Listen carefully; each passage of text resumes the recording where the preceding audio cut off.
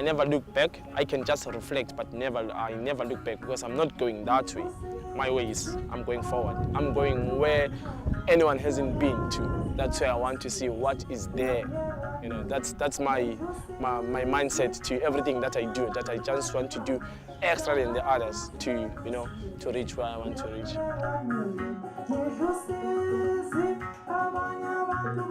First time we saw Lucas, we were really inspired and saying, geez, this guy can really go far in his tennis, and look what he's done.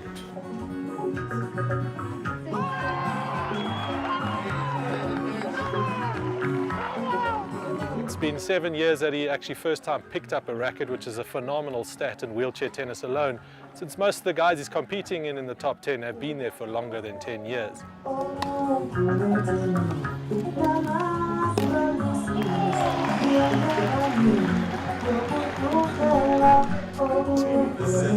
From what you did winning the Grand Slam, that was the biggest achievement ever in Africa that I've seen since I came in wheelchair tennis. So he's really done well to do that in 7 years, break into the top 10, then the top 4, and recently winning the first big major with the British Open in July, and then following that up with the US Open in September, and now he's looking forward to the Masters in November. It was a good thing to see somebody who has achieved a very big goal in his life. Disciplinarian.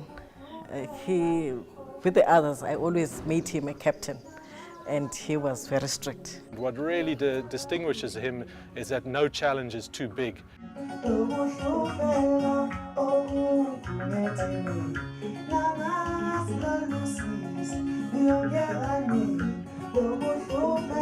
I never think of negativity in my life. I always try to make everything to be possible and positive.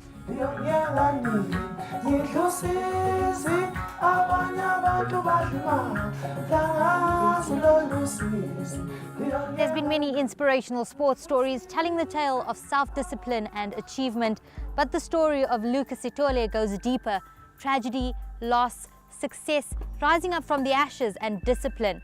This is the story about the world number 2, the first African to win a Grand Slam, let alone 2. This is the story of Lucas Sithole on Sportstar.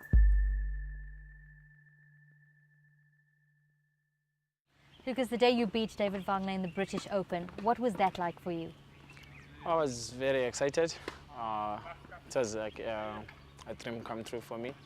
Because I always aim for the top players because they have a lot of experience in terms of playing and traveling. So for me, it was just all about playing my game, showing what I have.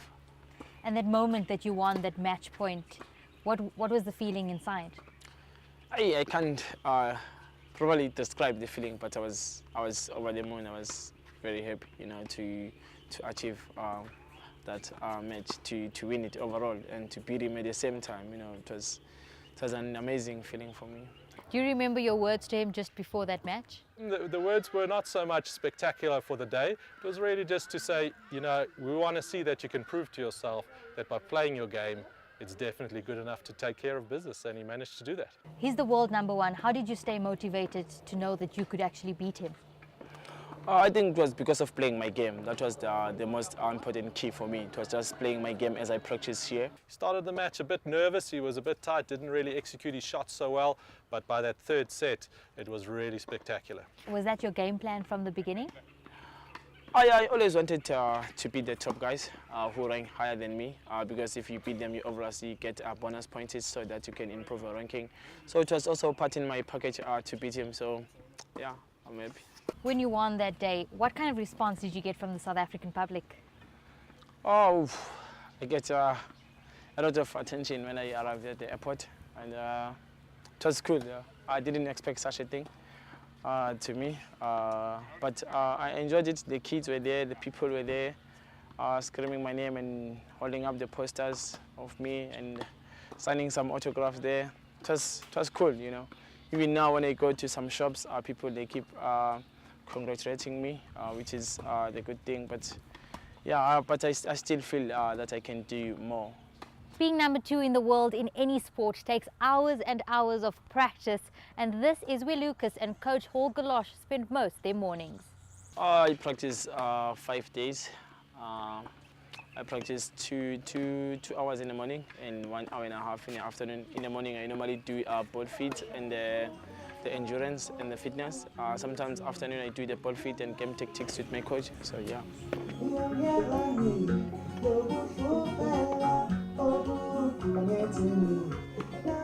We've seen you've put bottles on his chair to slow him down. Tell us a bit about that. Not so much slow him down, it's just since there's no legs, there's obviously very little weight in the bottom part of his chair. And if you look at it in terms of balance, the weight's sitting very high. And with that, he had a bit of problem controlling the chair more than slowing it down. It's slowing the turn down. So any movement he would do with his hand or racket would actually affect the line of the chair. And in tennis, you want to make 10 balls in a row in the same spot every time, so it's very difficult if you can't have control of that chair. How fit do you have to be? You looked like you were sweating out there. You have to be fit, you have to last here for maybe the tennis can go to 5 hours match, so you have to be fit enough for that time. Today it was just one of those hard time because from the weekend, so my body is relaxed now, and yesterday we couldn't train because of the rain, so that's why I was sitting today because I have to start all over again to put my body in a game again, so now I'm back.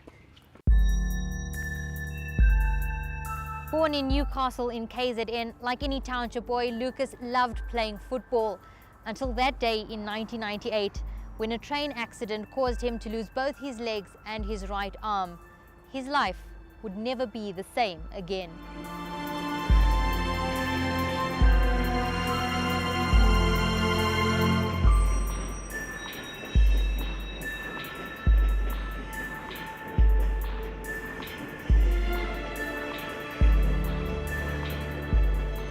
Being a triple amputee, just getting around in the day in his day chair, pushing up a street from the courts to the house is easy when you're walking, but if you have to push uphill, it's a bit of a workout. Your home is just a couple of meters from the training ground. How difficult was it to adapt to life in a wheelchair? At first I accepted myself before I went out to people to accept me, and I think it was because of the support I've got from my family, which was always keep me going strong, you know, because they were there each and every decision I took.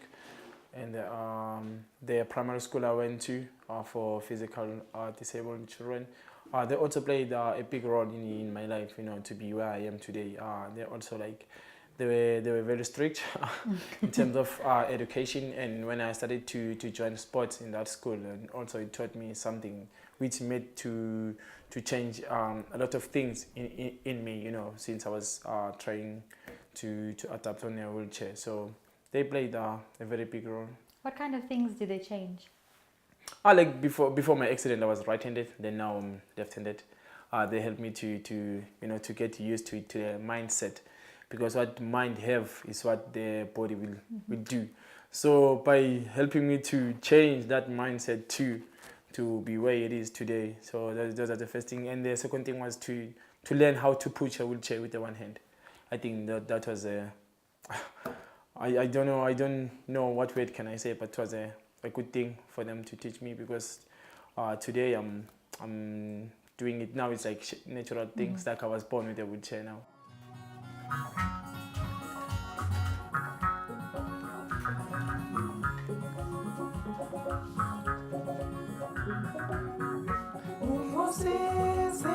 You said you're very close to your family. How do your parents feel that you're doing so well in the country? At the end of the day, when I'm with them, I just feel free and feel at home. You know, there's no place like home. So.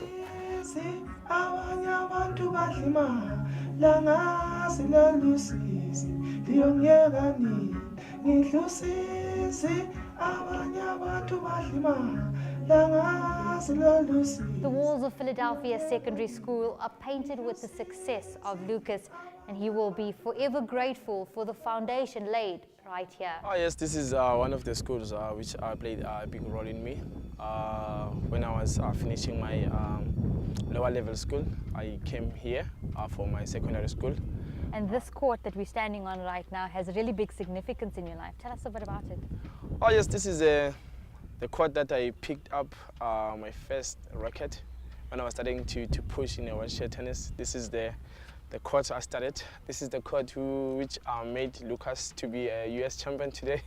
So I can't forget this court. Also this net, I played a big role. Also, I'm very happy to to come back here to this court, because I will never forget this court, even if I can go wherever I want. But I still remember this is the court which made out of me. Did it look the same when you were here? Oh no! Now it's now the surface is very clean and clear. But that time it was like a gravel road. But because we love the sport, we didn't mind by that. We just played, and the ball were bouncing skewed and everything. But we didn't mind. We just played because we were kids, and we were just playing sport because we just love it. We didn't think that sometimes it's gonna be a career in the next 2 or 5 years. But then it did. So you can't complain. We still thank this court. Ma, you were here when Lucas just started. What was it like when he just came to the school? He was this young boy who had just become disabled, and he was a nice young boy, and it was nice to work with him. We did a lot, more especially with the physiotherapy side, and he started with sport then when he came. How did he deal with his accident when he came to the school? He was still a bit not well with the accident. He had not accepted it as yet, but he was getting there. And how did the school help him? We did everything that we could for him, supporting him emotionally, psychologically, and with the physio side as well, and tried to get him to fit in. 7 years ago, this was all a dream, and 37 career titles later, Lucas has cemented his place on the world stage and made his presence known in the Olympic Games last year. It seems like you just woke up and became champion. You started playing tennis in 2005 and went professional just 1 year later. What was that journey like for you? It wasn't easy. That's what I can say. It wasn't easy. It was a lot of upside downs, trying to get the right equipment for me, because the wheelchair that we use for playing tennis is different than the day chairs that we use. And to get the sponsor for the rackets, the equipment, those are the challenges which I had in my journey to still leading to now. What has kept you motivated all this time? I think it's the self-discipline, and determination, and the support, obviously, which I've got from the WTSA and also to my family.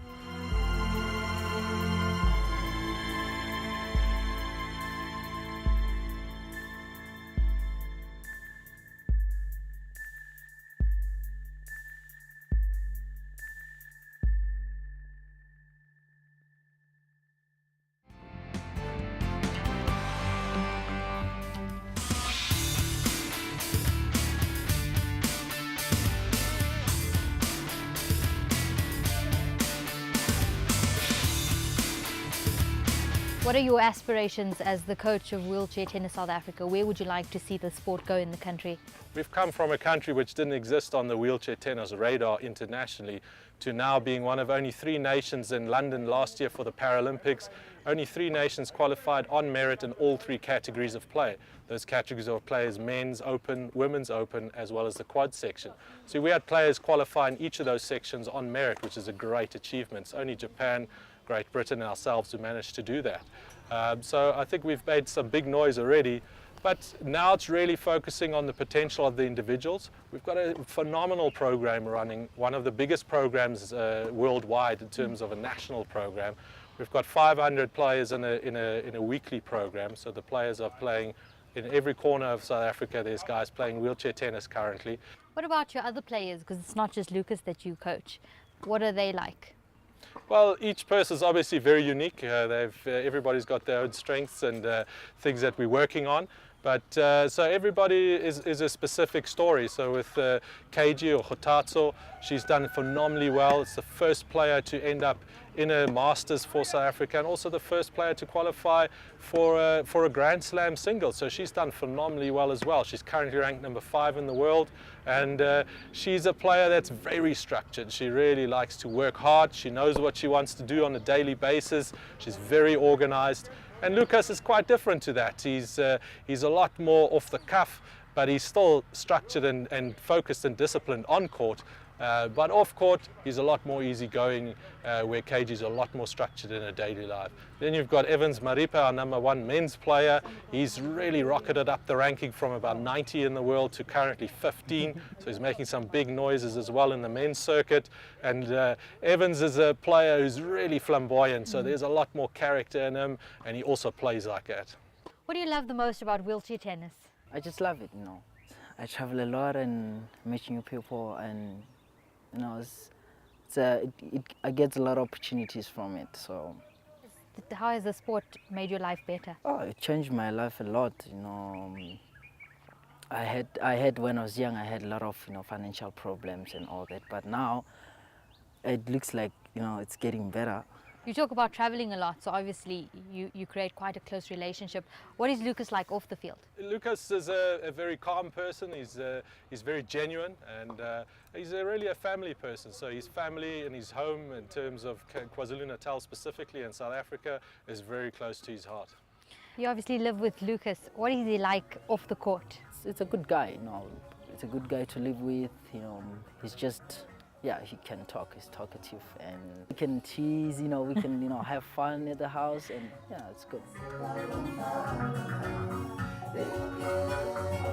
We once went to George for a wheelchair race, and when I went into the hall to register, when I came out, he was on top of the trailer. Do you have quite a close relationship with him? Yes, it's a small tour, meaning the tournaments are quite. It's not as high profile, obviously, as the US Open Grand Slam where we were. So often you got to share rooms, you got to do the tough things and grind it out there on the tour. Catching taxis late at night and whatever. So yeah, you'd like to develop a really good relationship with the players in that. They say you don't really know a person until you live with them. So tell us some funny story or quirks about Lucas that you've seen on the road. Well, I think Lucas really loves his music, so it's quite funny when you're sharing a room, and we generally get up quite early, and so since some of our competitors were in the opposite rooms, so Lucas generally likes to play his Maskandi music nice and early in the morning. So we had a few guys knocking on the doors before saying, hang on please, it's not that late for us yet.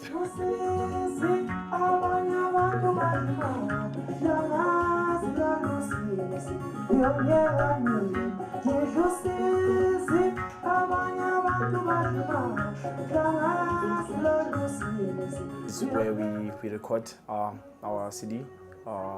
As you see, this is the little studio of us, Sithole Studios, which is in Manros. So I'm sitting next to my producer, to the producer of the group. So yeah, this is where the things will be happening. Tell us about your group. It's a family group, of course. Oh yeah, it's a family group. We like to keep the things inside. We formed the group in like a year and a half ago, but then we only started to record in like a month ago, but we started to practice like 4 months ago to write all the songs. When you write songs, you argue a lot to say, no, you put this there, this you put there, but then we get the help from the producer also, put some words in there. So now we're hoping we're gonna come up with some hits. What kind of vocalist is Lucas? He's a good musician, actually, and the way he is, I think he's a good inspiration to the youth, because if you can see him, you cannot imagine what can he do in the studio. He's amazing, I can say. What are some of the songs about? Some of the songs are all about education and how to make the choices in life, because it seems like as we are youth, like we're rushing to make the right choices. So we're trying to get the people to get to understand themselves first before they commit with their choices in life. So some of the songs are like that. They are very educational to the youth, and hope they're gonna listen to them and maybe try to change some of their lifestyle, but not all of it, but some. I'm sure they're gonna find a little help from them.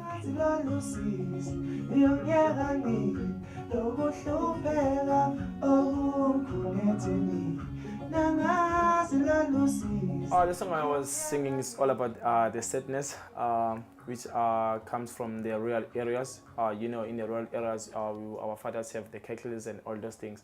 So as I was saying, ngidla usizi, it's meaning I'm living a sadness life, but I do have the relatives. So and then even my father passed away because of the sadness, you know. So that's the one of the song which it's very emotional, if I can put it like that. Yeah, I think that's the only one.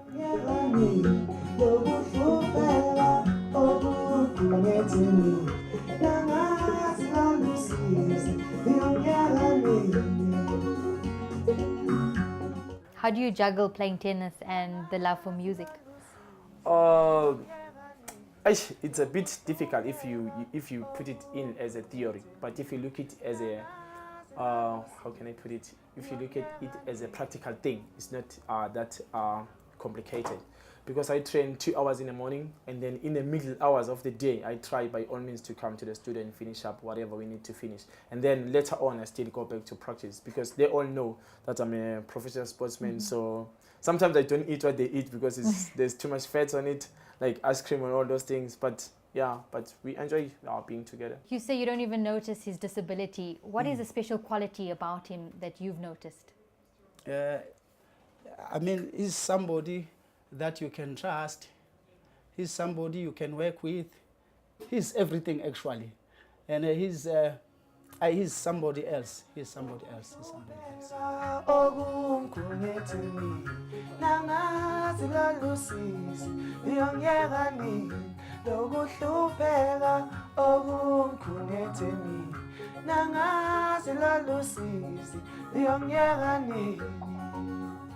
What are some of the themes that come out of his music? Sadness actually is there. Happiness is there. Actually, everything is there in this album. Do you think it tells the story of his life? A little bit, a little bit. There's lots of kids that have taken after you that want to play professional tennis. What is your advice to them coming from the school? I will just tell them that first they must pass their classes, and secondly, sports nowadays it's a career. So if you want to take sports seriously, you also have to take your education seriously because they go hands to hand. And sport is not something which you can do today and wake up tomorrow say you are the champion. You need to work hard. It takes time to reach where you set your goals. So it's going to take a lot of self-discipline and determination and a love of a sport. What was it like to have Lucas here with you guys today? For us, it's something like it's just normal because we always meet at tournaments. We sometimes go to their house and visit them. So like we live together, we like family, you know. Yeah, it's like our brother. Is he like a role model for you guys? Yeah, he is. He taught us a lot. He is like with tennis, what to do and what not to do, discipline and all those, you know. Yeah. Yes. What kind of a person is he? I mean, you spend so much time with him. He's very talkative. Yeah, I love making jokes. Yeah. It's a very good. And like, he doesn't like seeing someone having a bad day and stuff. He likes to see smiles on everyone. You have lots of fans at the school just wanting to meet you, shake your hand, get an autograph. It must mean a lot to you to see that you have so much support. Just to be here for me, it means a lot. I know it also means maybe a lot to them to see me here because I hope they're gonna also feel motivated, you know, about what I've done and what I'm doing. I just hope they only look at my positivity life, not on the negativity, because I'm also human. I can't say I'm perfect.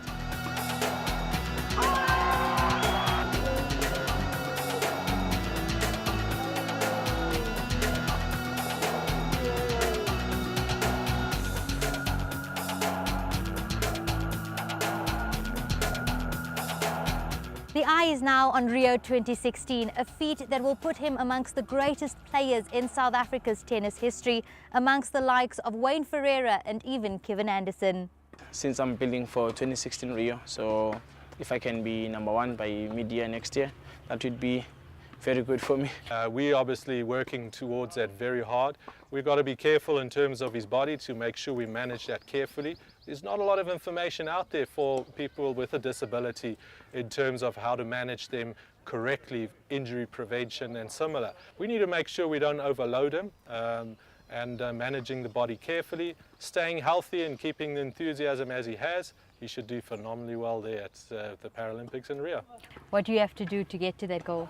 I just need to keep practicing, keep the momentum going, and stay injury free. Then everything can come. Nothing is too much of a challenge for Lucas. He really thrives on that challenge. I think that for me stands out, and that's what we saw on the first day, and it's still one of the strongest assets.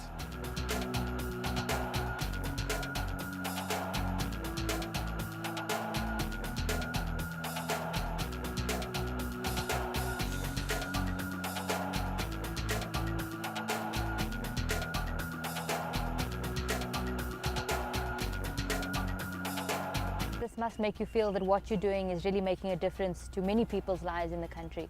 Oh yes, it shows that I'm on the right path, since I'm building for 2016, since I want to do my country proud, since I want to take up the sports disabled of South Africa in the map in the world to show that we there. I know Oscar Pistorius did as well, also Natalia Dutot, they did as well. So I also want to be part of those people who are there for South Africa,